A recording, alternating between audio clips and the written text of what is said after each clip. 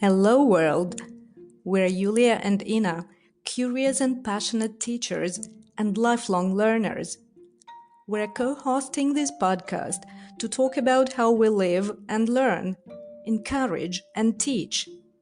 We'll share how we move countries and cultures and how we adapt to change and mentalities. Basically, how we live and learn. Well, how are you living and learning this week? Mostly online and Cool. mostly collaboratively with other people. And I'm part of a couple of projects at the moment, and I'm learning to cooperate through these virtual collaboration applications, and I'm having a lot of fun. Super. And could you share some of your feelings, emotions about it? Like, how is it? Because many people nowadays say that they're exhausted, extremely tired of being constantly present online, etc., that they lack real communication, as they call it. How does it feel to you?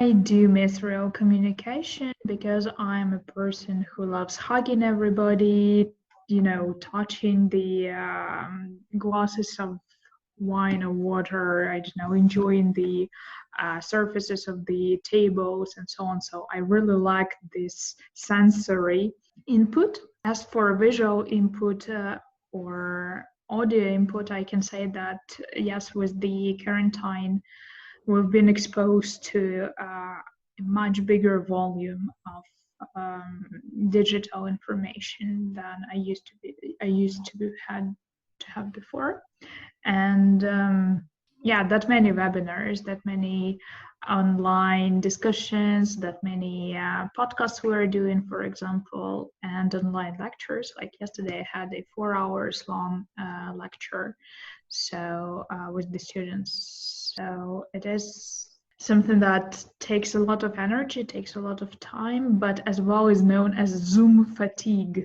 So today I learned we can say about this word as Zoom fatigue. Is it a new term? Yeah. That appeared now at this period of time, exactly.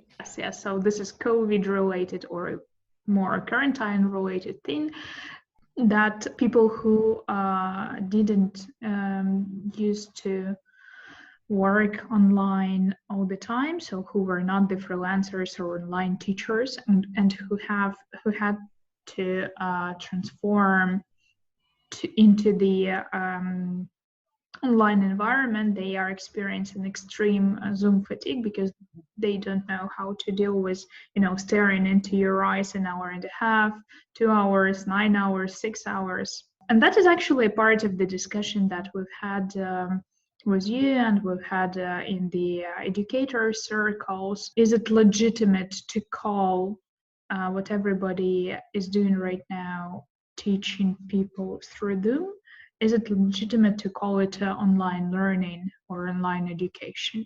Yeah, what do you think? Do you get exposed to what's happening in schools and universities, how people study or teach? Luckily, I'm not personally part of this. And as you know, and our listeners also know, that I started teaching online much before, much earlier than it became a trend. I am so really empathetic to people who had to start now and they had no choice if not to teach online at this period of time. So, on the one hand, it's a great opportunity because people finally haven't got any excuse not to teach online, saying, oh, probably it doesn't work. Oh, it's not so efficient. You just don't have any other choice in times of emergency.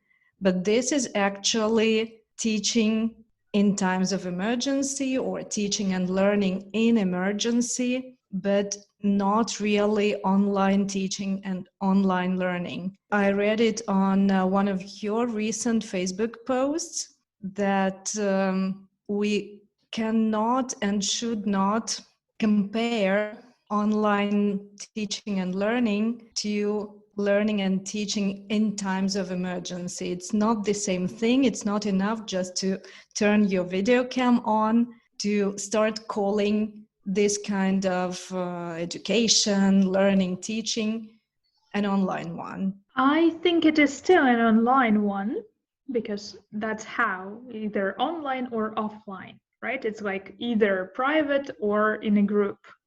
It is still online, but I agree here. And what you're mentioning is a couple of weeks ago, I heard the webinar from Global Institute for Lifelong Empowerment, which said that is a emergency distance teaching because everybody was locked where they are. Obviously online teaching, but this is still an emergency thing because most of people just had their classes or lectures, turned the camera on and did the very same thing, which is not the collaborative way of online learning. So there is no synchronous and asynchronous, or very little, or not everybody is prepared, or not everybody is trained. I'm talking about the teachers now. And for example, the universities, so they had to manage how to translate, or today I had this beautiful term from an academic paper, emergency online migration. So like the universities had to migrate online because of the emergency situation. And therefore they were focused on how to make it work technically, but not necessarily all of the departments, universities, or I don't know, courses had the time to train the teachers. And again, most probably some teachers who were curious already started learning how to do this, how to implement, what's the difference, what can I do differently, what can I change, how can I make people work more, practice more, speak more, train more, collaborate, discuss. And this is all what is probably much more means and methodology of online education rather than just clicking the cam on. Yeah, that's absolutely right. Then some students and school students I work with individually and online for a lot of time said that they had troubles learning in emergency now because most of them know how to use technologies, know how they can use gadgets in an efficient way, while teachers mostly don't. There are some good things to this. For example, collaboration between students and teachers, when students can teach teachers how to use technologies. And this is something that can help teachers to stop feeling superior and start seeing their students as equal humans, which is not always the case at schools. You're talking about the revolution now. Am I? Yes, you are. The teachers are ready to leave their superior position. If we're talking about at least schools. Okay, most probably the coaches, facilitators, and people with a lot of experience in collaboration, yeah.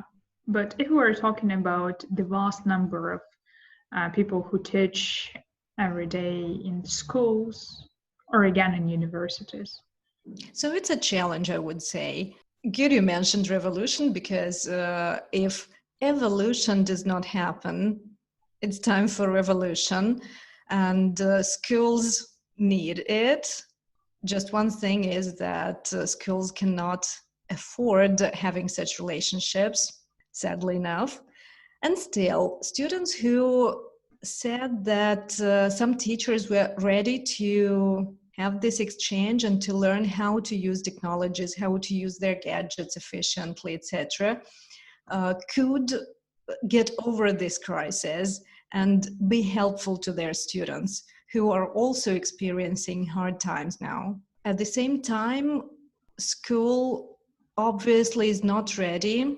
I'm in secondary school now, but I believe universities are also mostly not ready for changing the way they teach.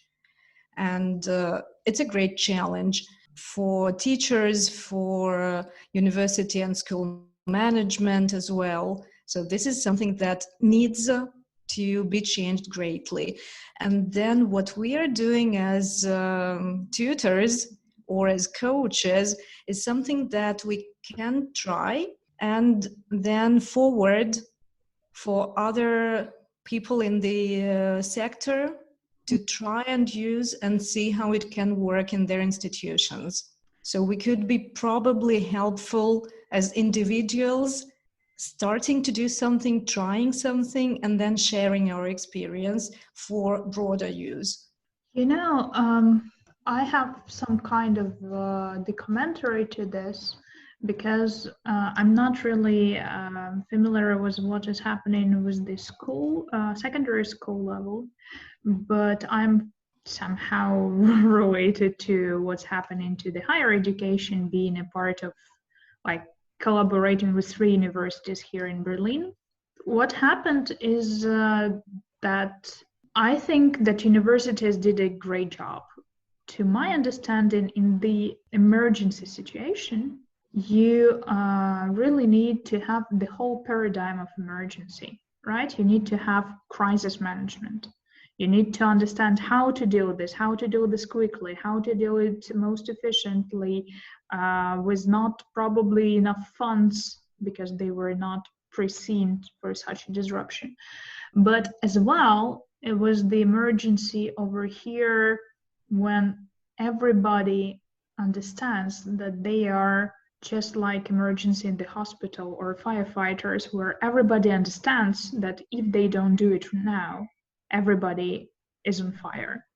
So like the school year won't finish if everybody doesn't do its part. And I need to agree as well. I'm referring to this webinar on future of education. I have agree here with the idea that the teachers did actually a great job of saving the school year for the whole, like for all the students, sometimes through their own learning on the place, right at the time. So when they need to switch, when they had to switch to online presence, like overnight, basically within a week or two. And as well, I need to say that sometimes this is again at the cost of every teacher, because again, Zoom fatigue, being online, trying to understand how it works, making the mistakes, seeing the failures, not switching off the camera, not switching on the mic.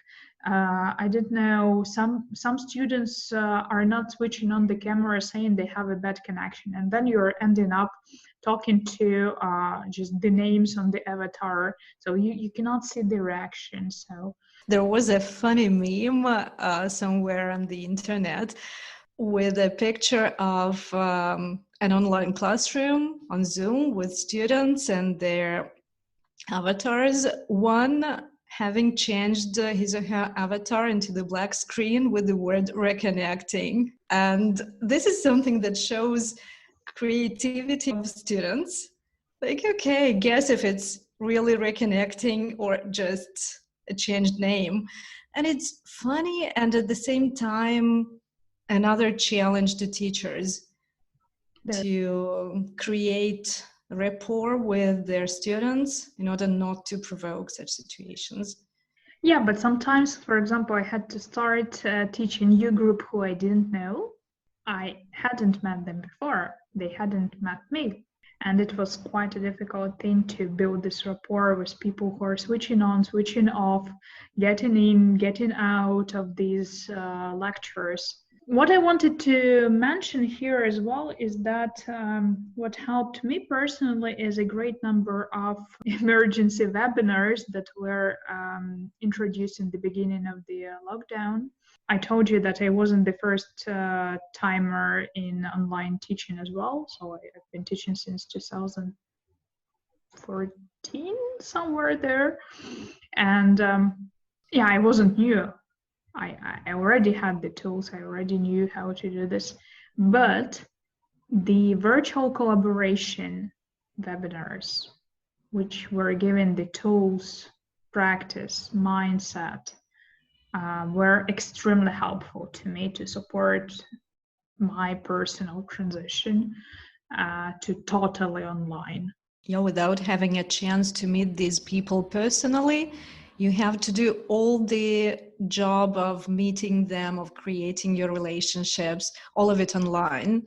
Yeah, and so being on the side of the universities, I need to say that what I hear from the students is that it is very difficult to them. They are surviving, they are struggling because they are not used to.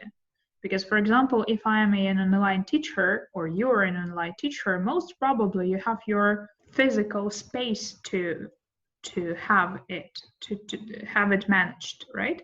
Most students said that they didn't have a quiet place where nobody disturbs them. Some students said that they were not ready because they just didn't have the laptops. They were using smartphones forever, so they are not using laptops as much. I know that one of my friends, because their school was transitioned to the online teaching, so they decided to make the drawing technical drawing course online during this period. And funny enough, a lot of people don't know how to work with the mouse because they already started being digital when the laptops with this touchpad started. So for them, it was weird to use the mouse for technical drawing because it is quite precise and there is a lot of specific key functions, right, that you can do it. And if you are skilled, yeah, you gain this knowledge. But if you are not and you just don't understand how this ArchiCAD works, so I saw the frustration on my friend's eyes, like, how old are you guys? Seriously? You can actually tell how old someone is from which things they can use and which they cannot. And yet, what are some of the useful tools that can be used in this era of digital learning, online learning, and teaching?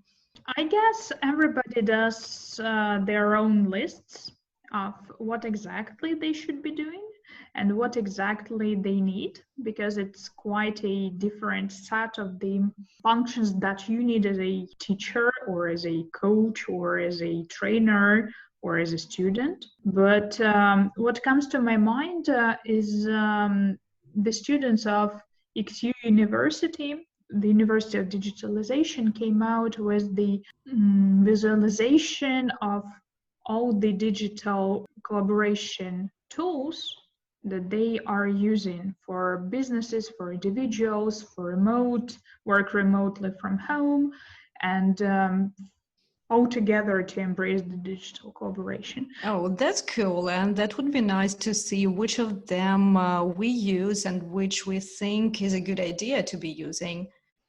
So what they did, they took the tools for video conferencing, for content creation, for communication, live events, right? So to go live on YouTube or project management, data sharing, feedback, and like more broadly, the online courses. So, okay, could we start with probably content creation, as this is something we do before we start a lesson? We create content that we will use with our students and that we prepare for our students to use during the lessons as home task, as project work, etc. again, that would be very different from industry to industry, but if you're working with text, so most probably that's Microsoft Word or Google Docs. Yeah, where you're doing this and where you're able to share the document to work simultaneously with people. Yeah, exactly. As a big fan of Google in terms of tools that I use, I actually am for Google Docs and I share documents that I create with my students I sometimes, honestly, also save what I've created in Google Docs as a PDF file, for example, if I think sharing is not the best option, if we're not going to work on this document further on, but it's just some information to be saved as a list of things or as whatever information can be just for your interest. And still, when we need to work on a document together during the lesson, or a student might do a task and then share the results with me for me to check or whatever else, then sharing a Google Doc is something I widely use in working with students. I normally use Google Slides because that's the lectures or the webinars or seminars, or again, even if I teach privately or for a company, I do the slides because to me, they are much more flexible because I can hide the slides, duplicate slides, once I made the template, incorporate more and more. And as well, I really love them because I can incorporate media, and I'm doing a lot of audio, video links in my slides already, so that you just click on it and you're already on TED Talks or I don't know, any podcast, whatever is there. And well, it's the same on Google Docs, I would say. You also can use links and then direct or redirect. But I need this nice design. I need it to be friendly. I need it to see that it was created specially for this particular person or company or university. Mm-hmm. And actually, it is much easier to me to think in slides. So when I'm doing the lecture, so I'm working a lot with the draft part, when you have the sequence of slides, and I'm just trying to put my information so that it looks logically structured, and then to put it up, put it down, and so on. For me, it's a easier tool, let's say. Okay, it requires a bit more formatting if you are not using templates. If you are using templates, and actually I'm coming to Canva because it was a recent find for me, and I think it's fantastic. I just adore it, honestly. I think this is something that everybody needs to say thank you to the advances of technology, that we are all able to be using much more professional design than any of us could ever create manually. Could even imagine creating. Yeah, but when you are a proficient PowerPoint or Google Slides user, when you know how to template, how to structure all your slides, right? So that all the changes you are doing are incorporated to all of them, then it is much easier for you to do the Canva. Because like if the people are just creating each slide individually, that would require enormous effort to transit.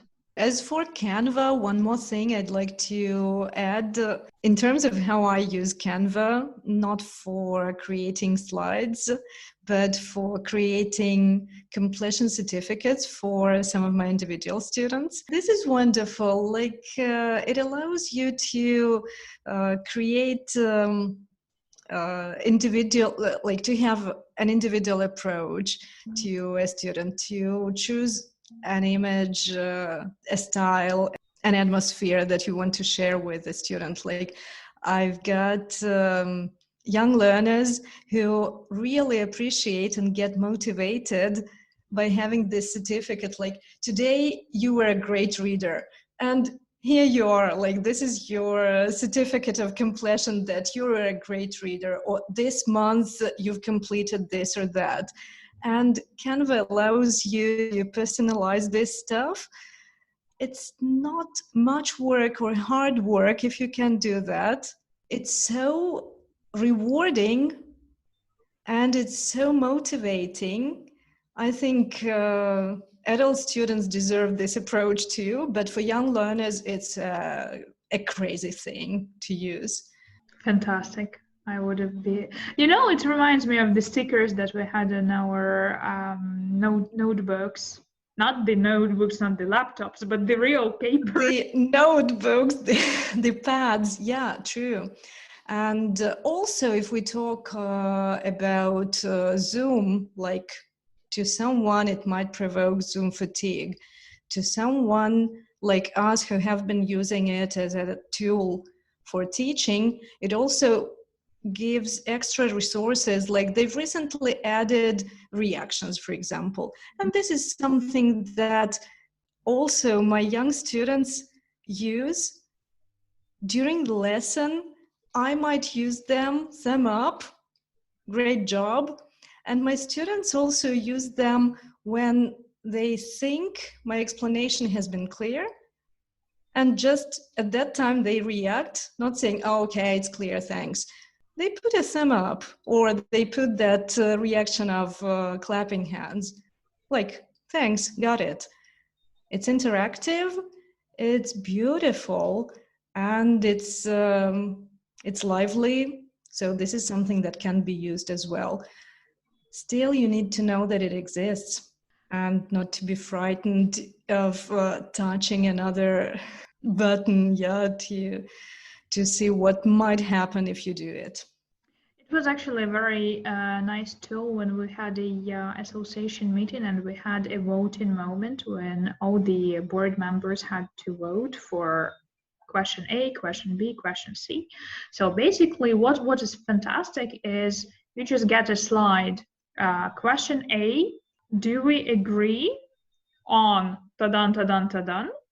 And then the person says, please vote, and you're just putting here and in some kind of the chat, I think it's in participants, yeah.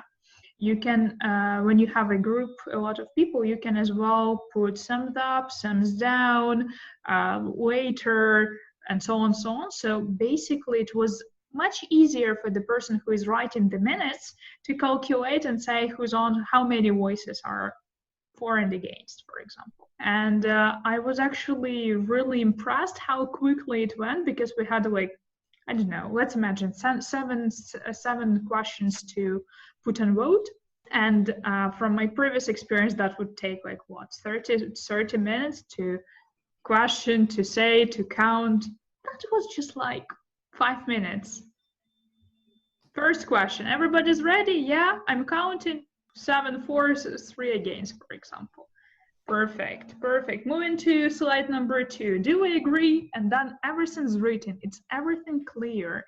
Or for example, somebody says, I don't agree with the wording here. Can we change the wording to this to make it more clear? The person edits it online, live, right at the moment, and then everybody agrees. Yes, we agree with this wording or not. So it's fast and efficient, and it saves you time, absolutely. Which brings us from content creation to communication.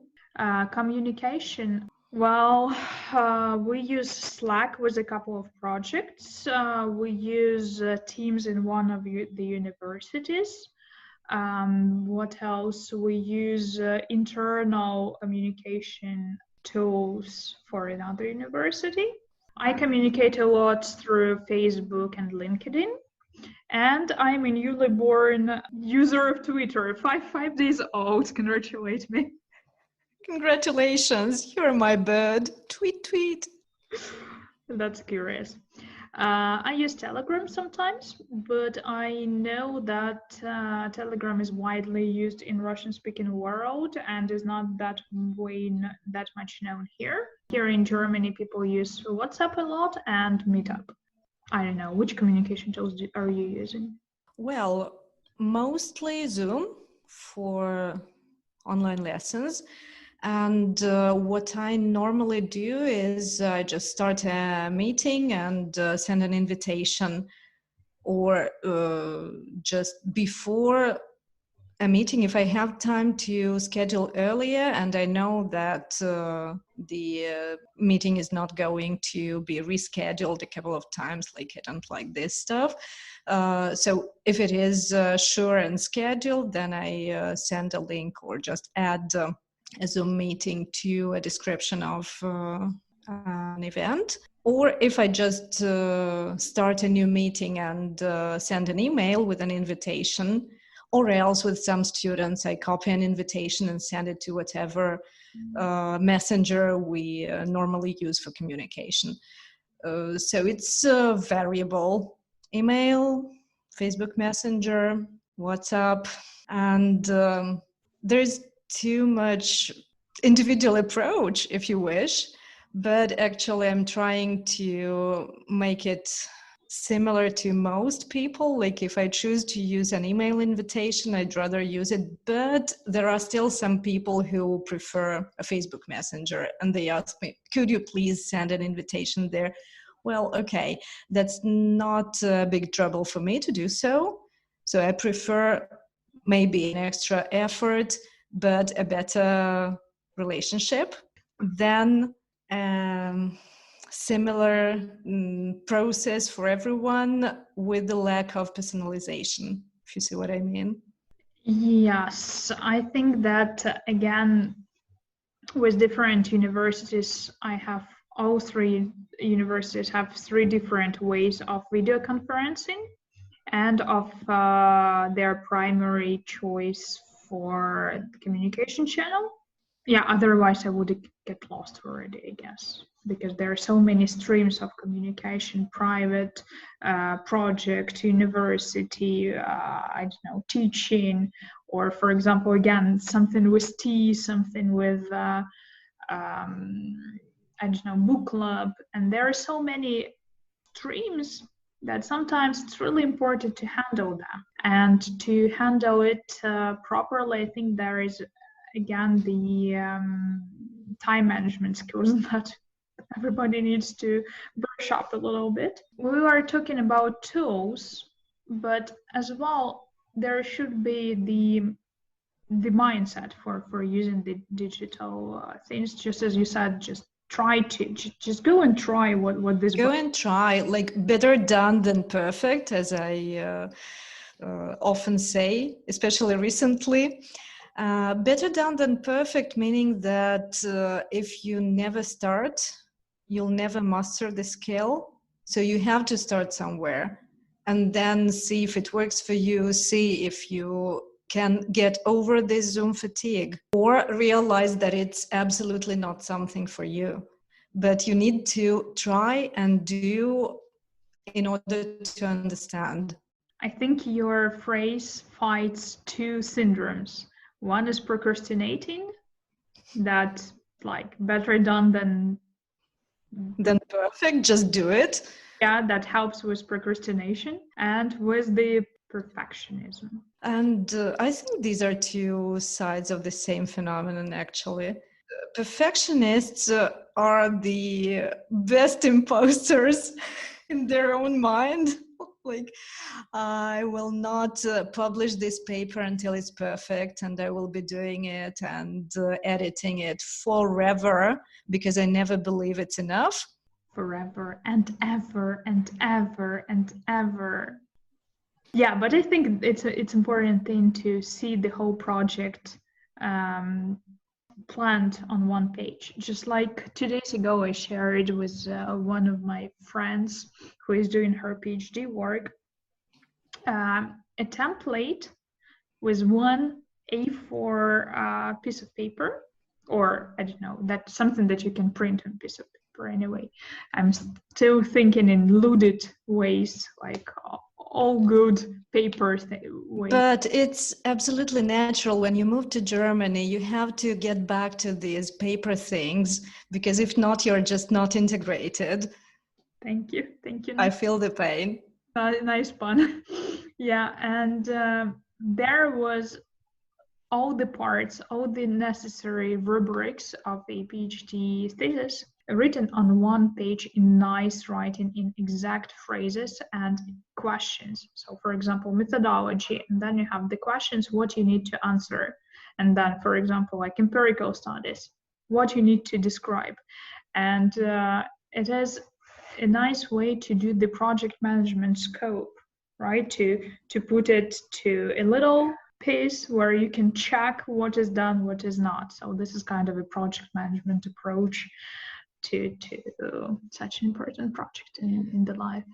Especially to such an important project, because the bigger it is, the better you need to be able to scale. Scale up and scale down. So you can see the whole picture, and you can also scale down to see it in detail, and then to scale up to analyze every single piece or moment or part of your work, and then scale down again, etc.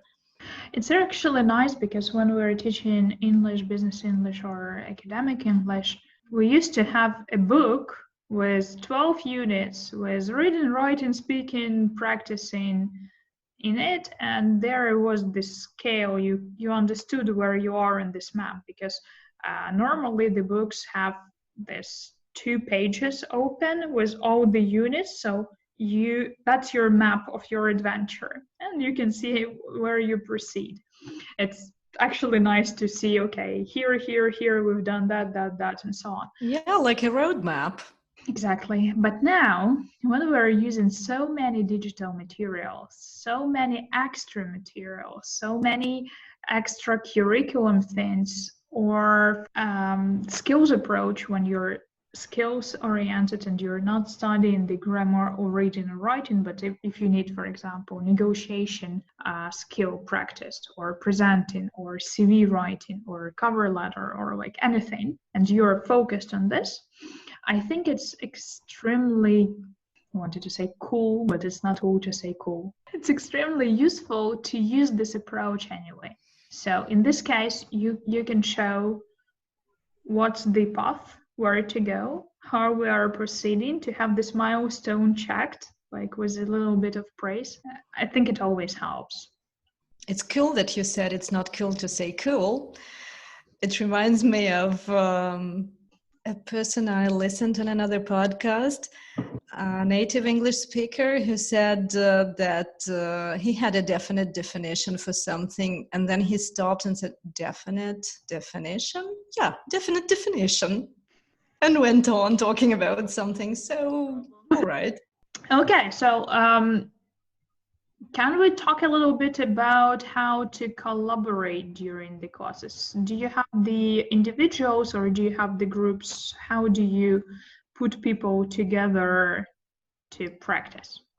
I choose to work individually, and so I don't put people to practice during the lessons. What I do instead is I'm an active participant of all the dialogues, exchanges, all the language experience that we have during the class. So I'm always there actively participating. And then I always give it as an example to my students that, okay, you can understand me well because you're used to my way of talking. Then go out there to the internet, outside if it's possible, to another country, to a language camp, to any of multiple and various areas where you can practice the language. Go there and practice and see how it works for you. And then you can get back and share your experience of how it was, whether you felt any difficulty, insecurity, and then we can work on these things back in class. So I do not organize any pair work or group work, any pair work if not for me as a participant, but then I invite people to go out there and practice and become part of the English speaking world in any context they can find. Mm-hmm. What about you? How do you organize this stuff? I would want to boast that I'm doing that super cool as an expert, but I'm learning. I need to say that every day I'm learning and I'm finding something new, I'm implementing something new. So when I'm having a group, for example, in most cases, this is the university thing, I think it's important to First, to know the difference between the types of the teaching. So if I have a lecture, like even formally, I need to give a lot of material which is already structured. What is not important is taken away, so it is really condensed. And because it requires a lot of this material, condensed material together, it doesn't really give a lot of time for practice, which is a pity for me. So I would probably really want to come back to lecture practice, or lecture workshop, or what we did back in Kiev is while we were having a lecture. So if it is not like 40 people or 20 people, if this is a lecture for 5 to, I don't know, 15 people, I would most probably combine the types, the lecture, and then now you're doing the group work, or the, like, you discuss it and you come back with the results, and we're making one table, which is more efficient when students actually fill in the structure you're giving them with their ideas, and then all you need to do is just to fill in those 3-5 that they didn't come up with. So in this case, they are practicing, they are discussing it, and it becomes their knowledge. However, before the virtual collaboration campus, I thought that such a pity we cannot do this online.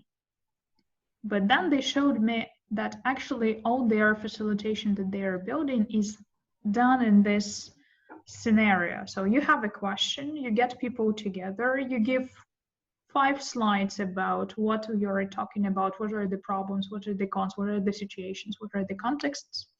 And then you just send people to, depending the number of the people, to the breakout rooms with, for example, 1 or 2 or 3 questions that they need to come up as a group. And so everybody goes for 10-15 minutes and discussing their experience, because everybody is there is already a professional. They have something to share. They have their experience, their expertise. And when they come and build in one document with the rigid, well, not rigid, but with the structure that you can see that the puzzles get into their place, and everybody creates it, then everybody owns this table, and everybody can most probably then comment, oh, well, I heard what the other group was saying, and I could add here. And that becomes such a collaborative situation that I actually dream to use this more in the university environment. And this is something that can help to learn much quicker through doing, right? Learning on the spot. Okay, nice. And so what we need to do in this context, like I cannot say that I'm an expert here, but I'm learning, is a fantastic approach to doing anything we do in life. And instead of procrastinating or always striving to perfection, not by doing, but instead of doing, this is something that I think both of us and everyone else, if they wish, can use as a takeaway from our today's talk, for example, and try and see whether it works for them, whether we can really stop procrastinating and start learning by doing. So I think it's time to live and learn.